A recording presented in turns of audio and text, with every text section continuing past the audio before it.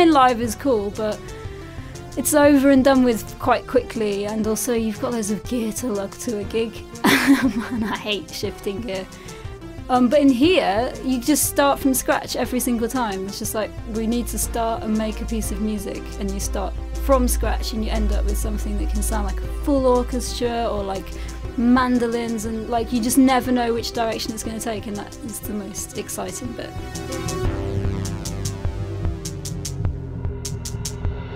We've got like 10 different guitars hanging up on the wall, and obviously we've got a real piano in here, we've got very expensive microphones, and so like already just with the equipment, like you're not really limited in any way. Like, okay, none of us play trumpet, but we can get a trumpet player in, or like we're not really limited by not being able to do stuff, whereas if you just got like a laptop and a guitar, then you're going to be limited and it's not going to sound very professional.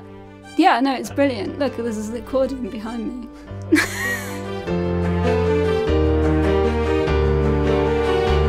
So with the wedding video, we get the finished cut of the video, and then I'll sort of watch it and sort of sit on it for a couple of days and sort of get a vibe, and if there's a brief, then fair enough. Like with the Back to the Future one we were doing, the brief was quite obvious because the groom's in a DeLorean car, that it's like there's a Back to the Future. So for instance with that one, it was like, oh, what's the Back to the Future theme? Can I integrate it in without overstepping copyright?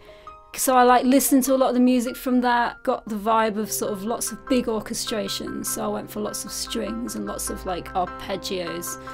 And then obviously had to put Johnny Be Good without overstepping copyright in there, so we rewrote the whole of Johnny Be Good. And for that one, that was quite easy. With the other ones, it might be like, oh, this is in a great big stately home, it's very classical. I'd go down maybe a more regal route.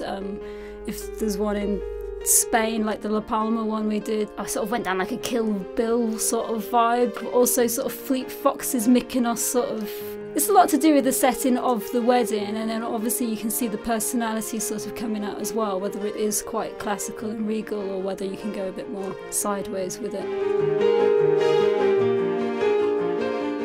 Working in this studio, there's me and my dad, like we both own it. I mean, he built it up as I was growing up, and I've sort of like gradually come in to the sort of family business as well. So what's really great is that there's both of us, and obviously being an age apart, there's all the experience that he's got and like some fresh enthusiasm from me. And like we listen to different sorts of music, and so like there's a big collaboration going on. We've always worked together on everything that we've ever done, really. So, well, that I've ever done. Obviously he was around a lot longer before me, but yeah, like we always work together anyway, so it's really great to not have to work on your own all the time.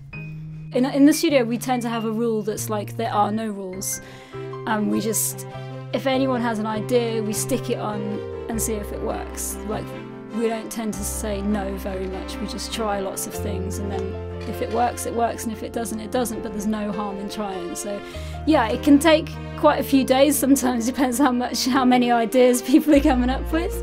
But yeah, generally, I'd say it's a good few days of writing and then a good few days of recording and mixing and mastering.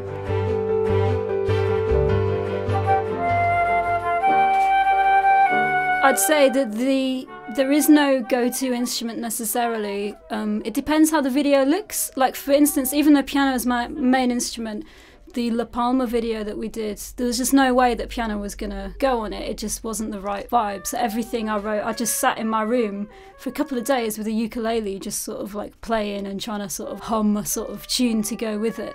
And so there was no piano that ended up on it, but the Castle Howard one that we did, of course, it was just straight to the piano for a very sort of elegant classical sort of piece. So no, it really depends on the video. You know, we might go straight to bass and drum if that's what the video looked like it needed. You know, we might go straight to that squeeze box. Alright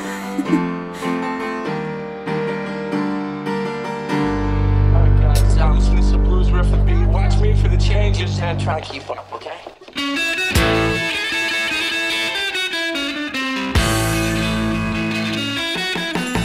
My dad comes from a background of playing in pubs in the East End throughout the 60s, playing sort of 7 nights a week.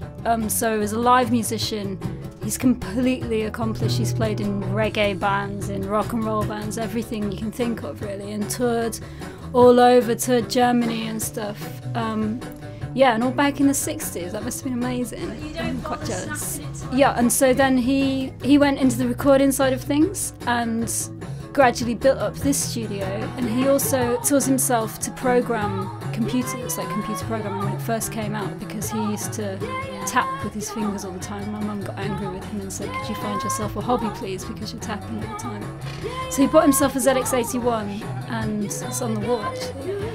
And he taught himself to program in machine code, and then because he could do that, computer games started coming out, and so he started writing computer games, and then he started writing music for computer games, which at the time was quite a specialist skill because you need to be able to program as well as be a musician. And so he was very much one of the forerunners, like the revolutionists of computer game music, and you can look up his list of works that he's done, and if you're over 25 you probably would have played the games that he did the music for. There's a big list of them. My background is that I left school age 16 before my GCSEs and said, "Get lost teachers, I'm going to be a musician." And they all said, "Oh, you can't do that." And then I was signed to Mercury when I was 17 for a recording deal with all my own songs, which was pretty cool. And made an album with them on Pete Townsend's barge down in Twickenham on the river, which was amazing experience. We recorded it for like 9 months or something. And my dad was like co-producer on the album as well with Dave Bascom, who produced all Tears for Fears and lots of very cool stuff. And then after the Mercury album, I put together a live band and sort of did a lot of gigging, and I've done tons of gigging now because I always wanted to just be a musician that broke down in transit vans and had landlords that wouldn't pay you at gigs, and you know, and like that was the sort of idealism of musician that I wanted to be. And now I feel I've done that. And now I quite like just being the studio musician again, which is quite nice. I lived in London for 5 years and I had a band down there, and I also signed with an independent label and toured like the whole country. I had a band called Like a Thief, and that was really cool. We had like lots of radio play on some singles and stuff, which is still all up on iTunes. I've also worked quite a lot on my own as a pianist singer. So like when I moved down to London, I had no idea how I was going to actually earn a living. I was just in a restaurant one day and there was a guy playing piano and singing. I was like, I could do that. And so I just managed to get myself into it. And before I knew it, I was working in the Ritz and the Dorchester. And I also play quite a lot at weddings as a pianist singer. I've played all over the world, beaches on South Africa, wine estates, palaces in the Middle East. And I really enjoy playing at weddings because they're in the daytime usually and people are happy, and yeah, it's really cool. I really like that scene. And other than that, yeah, I still write my own stuff, but I'm getting much more into the world of composing for film. As much as I like writing songs, and I always will do, I actually really like incorporating songs into sort of film anyway. As a pianist singer, I've played for the Queen. I've played for Sir Paul McCartney, which was amazing. Elton John, who then invited me to his gig as well the next day because he enjoyed it so much. Played for Barbra Streisand, I've played for the Sultan of Oman, and for Greg Norman, the golfing legend.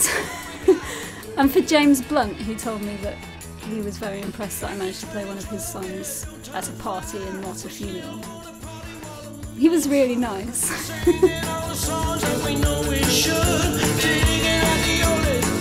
I think it's really important, the music.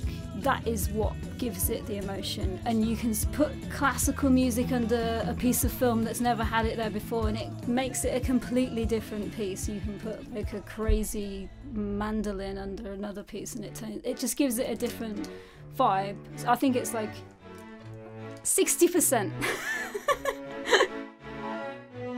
I think it would be really nice if I could spend a lot of my life writing music for film.